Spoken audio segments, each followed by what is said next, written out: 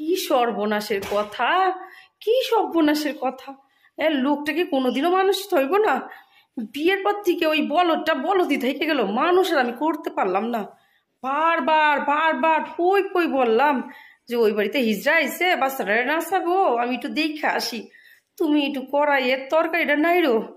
কত কষ্ট করে এত বড় একটা লাউ বানাইলাম, এত বড় 2খানা মাথা দিয়ে লাউয়ের ঘন্ট, আর ওই লোকটা একটু নাড়ে নাই।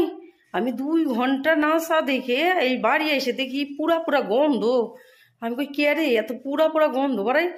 রান্না করে যাই ঠিক লাউয়ের ঘন্টটা পুরা ছাই কইরা দিছে। এখন আমি এই গোষ্ঠীরে কি দেখাবার দিই? গোষ্ঠী তো লাউয়ের ঘন্টর মাথা চিবাবে না, আমার মাথাটা এখন চিবাই চিবাই খাইবো।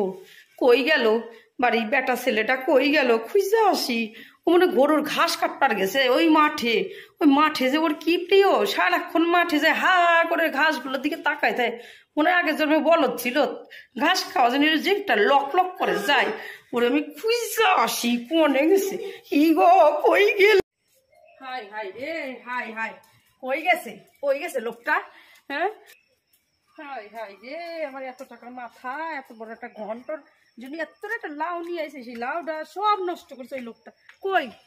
ও তুমি এইখানে এইখানে দাঁড়ায় দাঁড়ায় কি ঘোড়ার ঘাস কাটতাছো? কি করবো?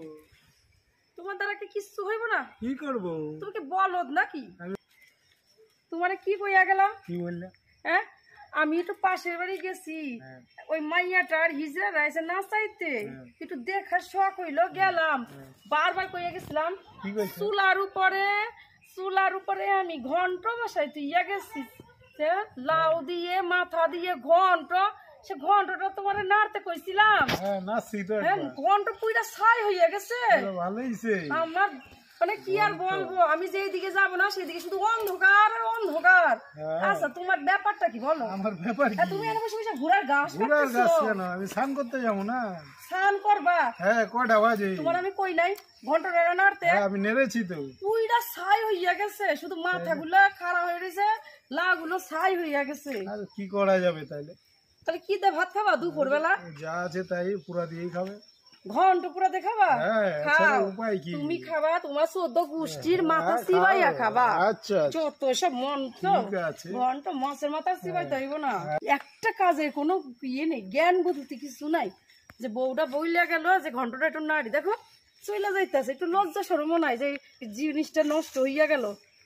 কি আর করবো, ইয়ার জীবনে মানুষ হবে না, বলদ বলদই থাকবো সারা জীবন। যত সব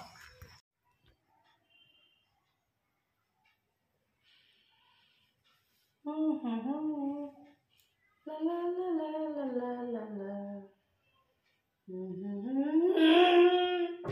লা লা লা।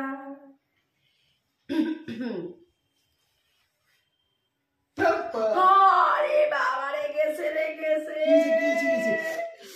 ও মা গো, আমার হাত কাটে কি করলা এটা? আরে তুমি তো কাটছো।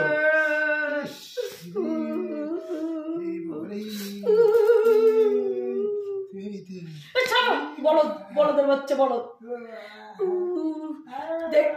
দেখতেছে আমি লেটটা দিয়ে নখগুলো ঠিক করতেছি। লুকোচুরি খেলতে আসছে, কি আমার কপাল, এই বোকা মানুষের সঙ্গে আমার দিল বিয়ে। যত নষ্টের গুড় আমার মামা, আমার মার কান ভাঙাইছে। দেখো বলদের চেহারা, দেখো বলদের মতন করে আছে। পাশের গ্রামে খুব জমিদার বংশে একটা ছেলে আছে, খুব ভালো, শুধু একটু শুধু সরল সুজাই, কি সরল সুজাই তো পাগলের বাচ্চা, পাগল। আমার শেষ করে দিছে রে, হাইরে এত গাড়ি কি রক্ত বাড়াচ্ছে। সকালবেলা একবারে এক কাণ্ড করে রাখলো। হ্যাঁ, এত কষ্ট করে আমি লাউয়ের ঘন্ট বসাইছি, বলেছি একটু নাড়াচাড়া দিয়ে, তো আমি একটু পাশে হয়ে যাচ্ছি, সেটাও নষ্ট করে দিলে। হ্যাঁ, লাউয়ের ঘন্টটা পুড়িয়ে গেছে। তোমার মা কতগুলো কথা শুনে বলো তো, কত কথা শুনলো আমাকে। দোষটা তো তোমার, তাহলে আমি কথা শুনবো কেন? আমি কথা শুনবো এই কার সঙ্গে আমি কথা বলছি? যা যা সামনে নিয়ে যা, ওইখান থেকে সামনে নিয়ে যা, বদমাস লোক একটা। ইস রে, আমার হাতটা গেছে রে। এখন এই হাতে আমি কি করে রুটি বানাবো রাত্রে? বদলিং বদলিং, যাও তুমি বদলিং মুখের মধ্যে লাগিয়ে রাখো। একটা পাগলের বাচ্চার সঙ্গে বিয়ে দিয়ে আমার একদম জীবনটা ঝড়া করে দিল করে। তোর বড়লিং তুই লাগা, শালা তুই লাগা, যা যা ভাগ। উফ, বলিং না মুখে লাগাই না বলিং না। তুমি সেটা পাগল, পাগলের বাচ্চা পাগল। সকালবেলা কত লোকের কথা শোনালো দুপুরে খাবার বসে যে লাই ঘন্টা পুরাইছে বলে, আবার এখন আমার হাতটা কেটে দিলে এখন রুটি না বানালে আরো কতগুলো কথা শুনতে হবে রাত্রিবেলা। যত সব আমার হচ্ছে যত জ্বালা, আমি আর থাকবোই না এ বাড়িতে, থাকবোই না। উফুরে গেছিলে আমার হাতটা।